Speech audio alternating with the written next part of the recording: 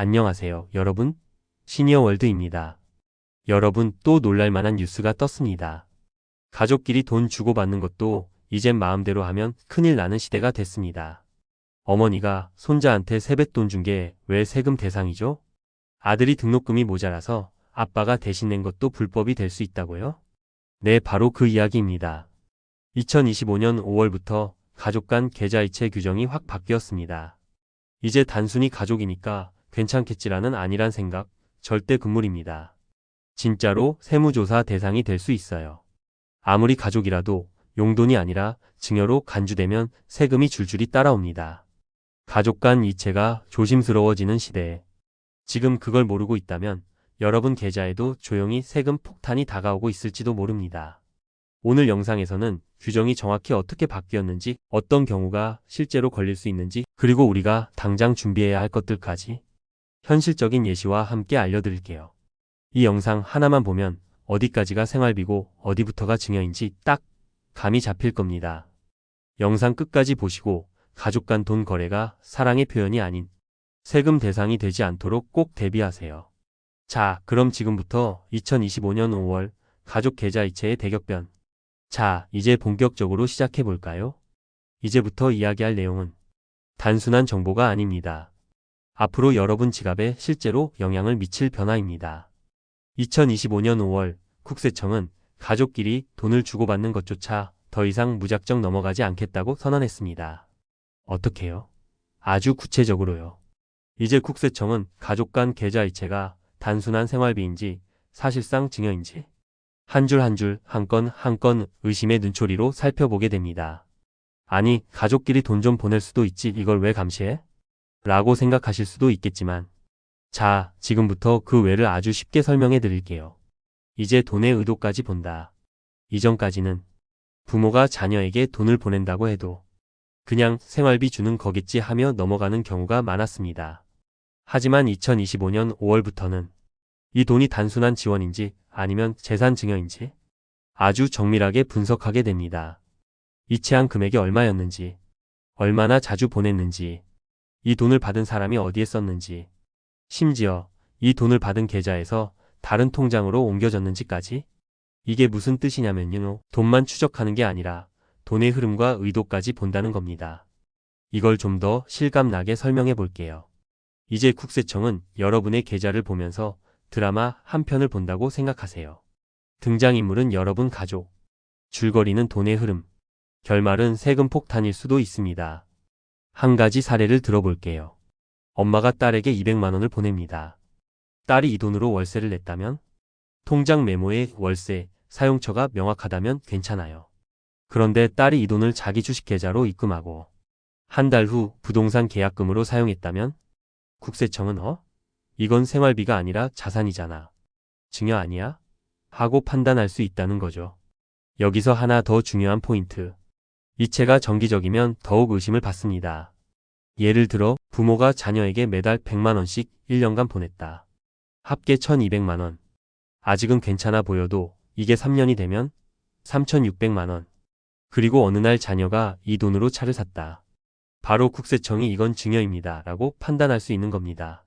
실제로 국세청이 말하길 정기적이고 지속적인 자금 이전은 사실상 재산 이전으로 본다고 밝혔어요. 그리고 이건 진짜 놀라운 변화인데요. 이제 국세청은 사람이 일일이 확인하지 않습니다. AI 기반 금융 추적 시스템이 돌고 있어요. 이 AI는 가족 간 이체 내역, 반복된 패턴, 통장 간 자금 흐름, 결제 내역까지 모두 실시간으로 분석하고 이상 징후가 포착되면 곧바로 세무조사 후보 리스트에 자동 등록됩니다. 즉, 난 세금 내는 거 다 정직하게 하고 있는데요. 라고 생각해도 계좌 하나만 이상하게 움직이면 자동으로 깃발이 꽂힌다는 얘기죠. 정리하면 이런 변화가 핵심입니다. 가족 간 계좌 이체도 증여세 대상이 될 수 있다. 이체 금액뿐 아니라 빈도, 사용처, 거래 흐름까지 모두 분석된다. 정기적, 지속적인 이체는 증여로 판단될 가능성이 매우 높아졌다. AI 기반으로 자동 감시되기 때문에 몰랐다는 변명이 통하지 않는다. 이제는 단순히 돈 좀 보내줬을 뿐인데 가족인데 무슨 문제야? 이런 말은 이제 법적으로 통하지 않는 시대가 왔습니다. 자, 그런데 여기서 궁금하지 않으세요? 왜 하필 지금 가족 간 이체까지 들여다보는 걸까? 단순히 세금 더 거두려고? 일부는 맞지만 그보다 더 중요한 이유가 있어요. 요즘 뉴스나 커뮤니티 보면 이런 이야기 정말 많이 보시죠? 30도 안 됐는데 강남의 아파트가 투채? 대출 없이 수억짜리 건물 매입? 신혼부부가 시작부터 수입차 타고 청약 넣는 건 다 부모 찬스 때문. 맞습니다. 부모 찬스라는 말, 이제는 부러움을 넘어 분노의 키워드가 됐습니다. 공정이라는 키워드, 정부가 놓치지 않죠. 정부는 최근 몇 년간 공정한 사회를 강조해 왔습니다. 공정한 취업, 공정한 교육, 공정한 기회. 그런데 아무리 제도를 잘 만들고 경쟁 시스템을 정비해도 누군가는 부모의 통장에서 나오는 수억 원으로 뚝딱 아파트 사고 누군가는 월세와 등록금 때문에 하루하루를 버티며 살아가고 있다면 이건 제도와 상관없는 태생적 불공정이 되어버립니다. 그래서 정부와 국세청은 말합니다. 기회의 출발선이 돈으로 인해 기울어진다면 그건 반드시 조정해야 할 문제다. 증여세, 왜 이렇게 예민한 세금이 됐을까? 여기서 잠깐 중요한 배경 설명을 하나 드릴게요. 왜 하필 증여세일까? 증여세는 단순히 세금의 종류가 아닙니다. 부의 대물림을 제어하는 거의 유일한 수단이에요. 예를 들어 부모가 자녀에게 집을 사주고 창업 자금을 주고 주식을 증여해버리면 그건 사실상 부의 재배치 없이 부의 세습이 일어나는 거예요. 그런데 이걸 그대로 두면 어떤 일이 벌어질까요? 돈 있는 집안은 계속 돈 있고 돈 없는 집안은 기회조차 사라집니다. 그 불균형이 지금 대한민국 전역에서 현실이 되었고 정부는 이제 부모 찬스를 감시하지 않으면 안 되는 상황에 도달한 겁니다. 특히 2030 세대의 무자력 자산 취득이 문제였다. 실제로 국세청 통계에 따르면 최근 5년간 증여세 적발 대상 중 가장 많이 늘어난 연령대가 바로 20대와 30대입니다. 왜일까요? 이 연령대가 갑자기 돈이 많아져서일까요? 아니죠. 갑자기 돈을 받았기 때문입니다. 자, 예를 들어볼게요. 28세 직장인 A씨, 연봉 4천만 원. 그런데 어느 날 송파구 10억 원 아파트를 샀어요. 부모한테 빌렸다. 증빙 자료 없음. 그럼 국세청은 묻습니다. 연봉으론 도저히 살 수 없는 집인데 이 돈 어디서 났죠? 이런 경우 아무리 빌렸어요 라고 해도 차용증 없고 상환 기록 없으면 증여로 봅니다. 즉 국세청은 이제 수입 대비 자산이 비정상적으로 많다면 그 출처는 부모일 수 있다는 가정하에 움직이고 있습니다. 국세청이 밝힌 공식 방침, 이건 진짜 중요합니다.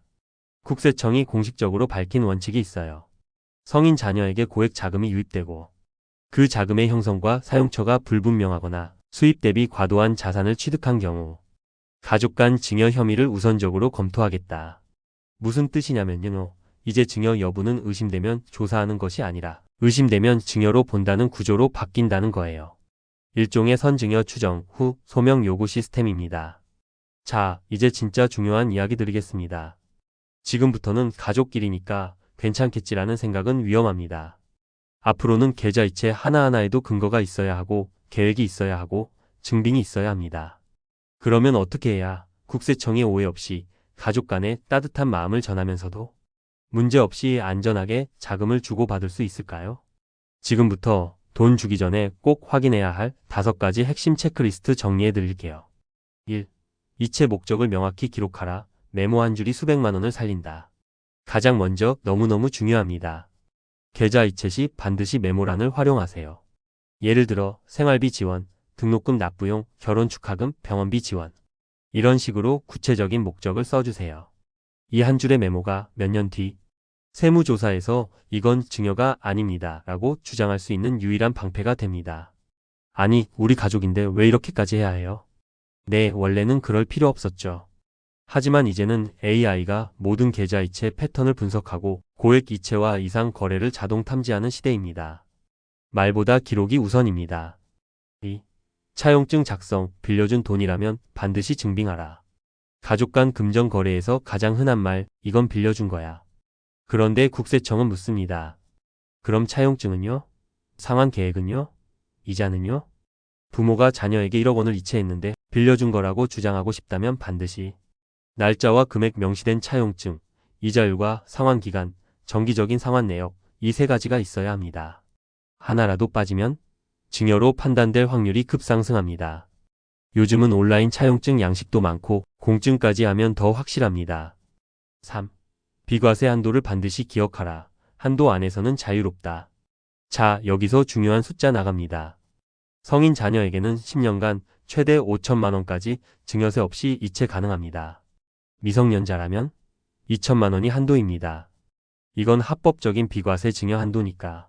이 범위 안에서 자금을 나누어 보내면 세금 걱정이 확 줄어듭니다. 즉, 큰 금액을 한 번에 보내기보단 계획적으로 분할 증여하는 게 핵심입니다. 그리고 10년 단위로 리셋된다는 점도 꼭 기억하세요. 4. 자녀의 소득과 지출을 고려하라.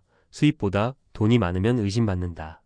이건 요즘 국세청 AI가 가장 집중하는 부분입니다.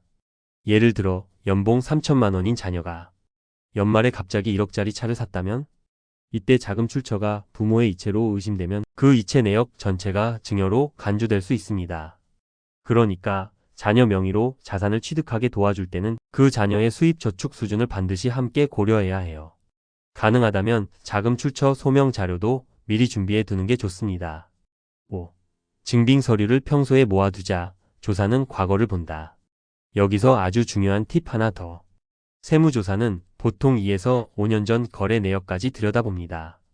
즉, 지금 잘못 보내면 3년 뒤 세금 폭탄 맞을 수도 있다는 얘기죠. 그러니 계약서, 차용증, 병원비, 등록금 고지서, 메모가 남은 이체 내역. 이런 것들을 평소에 디지털로 보관해 두세요.